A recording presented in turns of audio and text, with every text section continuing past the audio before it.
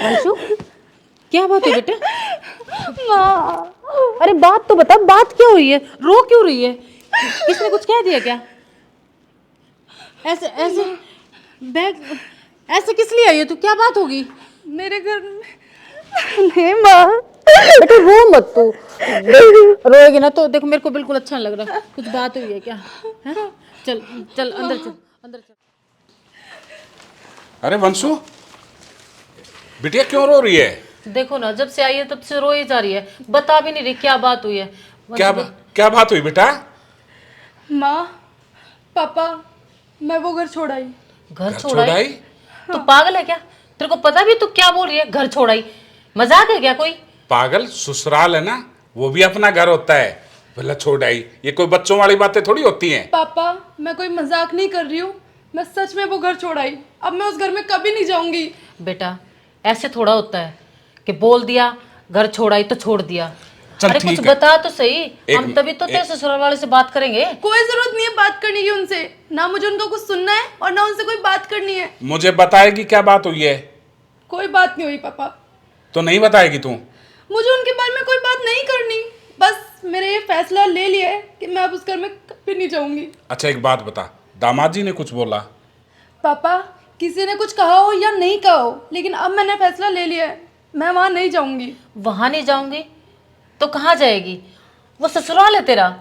माँ, वो ससुराल था, है नहीं, और वहां नहीं जाऊंगी मतलब ये मेरा घर है माँ, मैं यहाँ रहूंगी, आप दोनों के साथ रहूंगी। बेटा वो बात तो ठीक है, तेरा अपना घर है तो आराम से यहाँ रहे, लेकिन शादी के बाद बेटी का घर ससुराल होता है बेटा। पापा, क्या होता है क्या नहीं होता है अब ये मुझे मत समझाओ।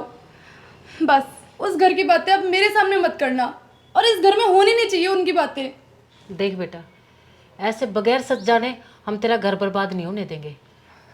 माँ, वो ससुराल नहीं, जेल था मेरे लिए। जेल? वो कैसे बेटा? देख बेटा, दामाद जी तो तुझे बहुत प्यार करते हैं और ये शादी भी तुम्हारी दोनों की पसंद से ही हुई है, फिर ऐसा क्यों?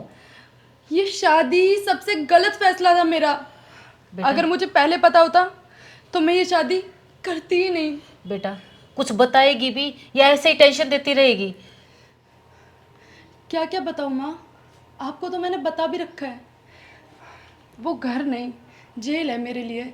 वहाँ जब देखो जब सुबह शाम काम काम काम, कभी ये कभी वो, हमेशा बस काम। इतना काम अगर मैं कहीं और करती ना तो करोड़ों कमा लेती माँ।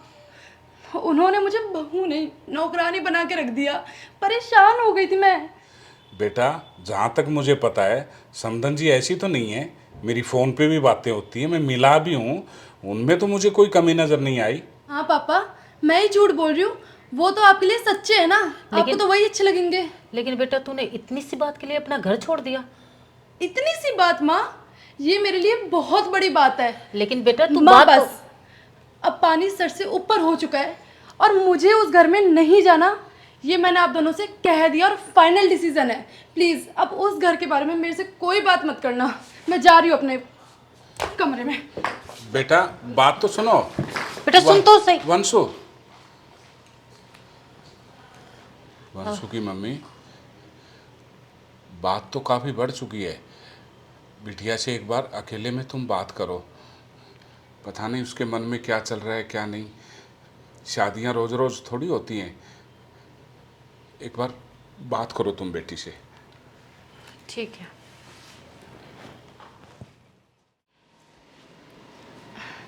गुड मॉर्निंग पापा। गुड मॉर्निंग माँ। गुड मॉर्निंग बेटा। कहाँ जा रहे हो बेटा? माँ वो चाय बनाने जा रही हूँ। चाय बनी रखी है बेटा, आओ पियो। अच्छा। एक काम कर वंशु बेटा, हाँ। ओवन में गर्मा गर्म चटपटा समोसा रखा है, वो भी खा ले। नहीं पापा, बस मैं चाय पीऊँगी। ठीक है बेटा। अरे वंशु, कल मैं बैंक में गया था और आज फिर बुलाया था। मेरा ना 1 महीने से लेफ्ट वाले घुटने में बहुत ज़्यादा पेन रहता है, आने जाने में बहुत प्रॉब्लम होती है, तो बेटा एक मेरा बैंक का छोटा सा काम है, वो कर दोगे? अरे पापा, इसमें पूछने की क्या ज़रूरत है, मैं कर दूँगी ना, आप बस आराम करिए, मैं सारे काम कर दूँगी। थैंक यू बेटा। और बेटा हाँ। आप मार्केट की साइड जाओ तो गई, वो क्या है ना, राशन ख़त्म हो गया तो आते वक्त ले आना। हाँ माँ, मैं ले आऊँगी। आप अब आराम करिए और जो भी काम हो ना मुझे बता देना, मैं सारे काम कर दूँगी। शाबाश मेरा बच्चा, बहुत Very- समझदार हो गया है। वेरी गुड बेटा। ठीक है माँ। पी बेटा।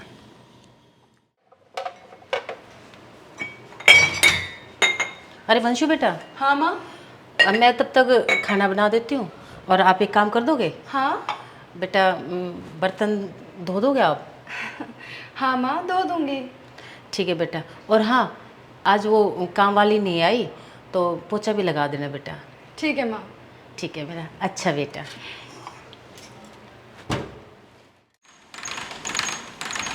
अरे वंशु बेटा, हाँ पापा। इधर आओ बेटा।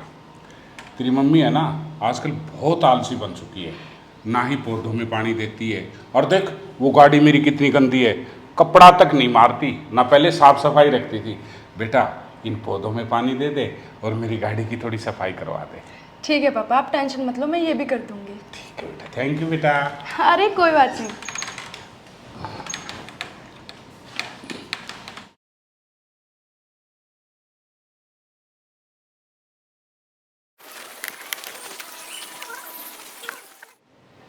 अच्छा मैं ये कह रहा था, वंशु बेटा ने कुछ बोला? नहीं कुछ नहीं बोला, अच्छे से काम कर रही है और थोड़ी सी भी शिकन नहीं है उसकी। तो हेलो बेटा। हेलो पापा। कैसे है बेटा? हाँ माँ, मैं ठीक हूँ। अच्छा एक बात पूछूं आपसे? हाँ पूछो ना माँ। अब आप यहाँ रह रहे हो तो कैसा लग रहा है आपको? कैसा लग रहा है माँ, मतलब आप लोग मेरा परिवार हो, ये घर मेरा है तो मुझे अच्छा ही लगेगा ना। ठीक ही तो कह रही है बिटिया, अब अपना परिवार है और अपने परिवार में अपनी बेटी रह रही है तो इससे अच्छा क्या लगेगा। अच्छा बेटा, मैं एक बात पूछना चाहता था कि जैसे मैं और तेरी मम्मी तुमसे काम करवा रहे हैं, कभी पौधों में पानी डलवा रहे हैं, कभी पोछा लगवा रहे हैं, कभी बाज़ार का काम, तो आपको कैसा लग रहा है? अरे पापा, ये सारे काम मेरे घर के हैं तो मुझे अच्छा ही लगेगा ना। मैं तो बहुत खुश हूँ, मैं अपनी मर्जी से काम कर रही हूँ पापा। शाबाश बेटा, यही बात तो हम तुम्हें समझाना चाह रहे हैं, लेकिन तुम समझना ही नहीं चाह रही हो। समझाना चाह रहे हो मतलब मम्मी, मैं कुछ समझी नहीं। हाँ बेटा, यही बात समझाना चाह रहे थे हम तुम्हें। जैसे अब तुम यहाँ पर घर पे काम कर रही हो, तुम्हारे चेहरे पे कोई भी उदासी नहीं है, मायूसी नहीं है, हमेशा हर काम हंसते हुए कर रही हो, हैं? क्योंकि तुम्हारा अपना घर है, तुम्हारे मम्मी पापा हैं हम। लेकिन तुम शायद भटक गई या भूल गई, ससुराल भी तुम्हारा घर है बेटा। वहाँ जो तुम्हारे सास ससुर हैं वो भी तुम्हारे मम्मी पापा की तरह हैं, लेकिन तुम समझ नहीं पाई वो बात। और वहाँ भी यही तो काम करती होगी ना तुम, लेकिन वहाँ की टेंशन लेके तुम यहाँ पर आ गई, आगे मुझे वो काम करवाते हैं, मैं नौकर हूँ। ऐसा क्यों बेटा? वहाँ पर तुम्हारे चेहरे पे खुशी नहीं होती क्या काम करते वक्त? और बेटा मुझे लगता है कि अपनी ससुराल को भी अपने इसी घर की तरह तू समझेगी तो मेरे ख्याल से कोई दिक्कत नहीं आएंगी आपके बीच। हाँ बेटा, जिस तरह से तुम हमारी सेवा करना चाहती हो उस तरह तुम अपने सास ससुर की सेवा करती तो तुम्हें कोई परेशानी नहीं होती। जैसे तुम इस परिवार को अपना परिवार मान रही हो, वैसे उस परिवार को भी तुम अपना परिवार मानती तो आज ये दिक्कत ना आती। माँ, कोई परेशानी ठीक नहीं होगी। और अगर उनको इतनी परवाह होती मेरी, इतनी फिक्र करते वो मेरी, तो घर आते, मुझसे मिलते, मेरा हाल चाल पूछते। आने की तो बात छोड़ो माँ, उन्होंने तो एक बार कॉल करके भी नहीं पूछा कि मैं कैसी हूँ कैसी नहीं हूँ। नमस्ते माँ जी, नमस्ते। नमस्ते बेटा, नमस्ते। तुम यहाँ क्या कर रहे हो? इसे यहाँ किसने बुलाया? बेटा कैसे बोल रही है, तेरे को बोलने की तमीज नहीं है क्या? बैठो बेटा। ढंग से नहीं बोल सकते क्या तुम? माँ प्लीज चुप हो जाओ। और बेटा मम्मी पापा जी जी बिल्कुल घर पे ठीक। सब ठीक हाँ। है? और बेटा वंशु एक बात बताऊं, जिस दिन तुम ससुराल छोड़ के यहाँ पर आई थी ना, उसी दिन तुम्हारे सास और ससुर से मेरी बात हुई थी और दामाद जी का भी फ़ोन आया था। उन्होंने कहा था पापा जी मैं वंशु को लेने के लिए आ रहा हूँ, लेकिन मैंने मना कर दिया। मना करा? पर क्यों पापा? इसलिए मना किया क्योंकि हमने तुम्हारी बातें सुन ली थी और हम तुम्हें समझा कर ससुराल भेजते तो तुम्हें कुछ समझ नहीं आता, तुम वहाँ परेशान रहती। इसलिए बेटा हम तुम्हें एक अच्छी सीख देना चाहते थे। अरे वंशु, हमारा घर तो तुम्हारा घर है, और हम क्यों चाहेंगे तुमसे लड़ाई झगड़ा करना? और लड़ाई झगड़े करने से किसका घर बसा है? और मेरे तो दो बहनें, तुम तो जानती हो। अरे वंशु, हम तो यही चाहते हैं कि हम सब घर पर मिलजुल कर ही रहें, लेकिन शायद उस दिन तुम्हें कुछ गलतफहमी हो गई, और गलतफहमी सिर्फ बैठ के ही सुलझाई जा सकती है। और वंशु, उस दिन में मैं तुम्हें लेने आने वाला था, लेकिन पापा जी ने मना कर दिया।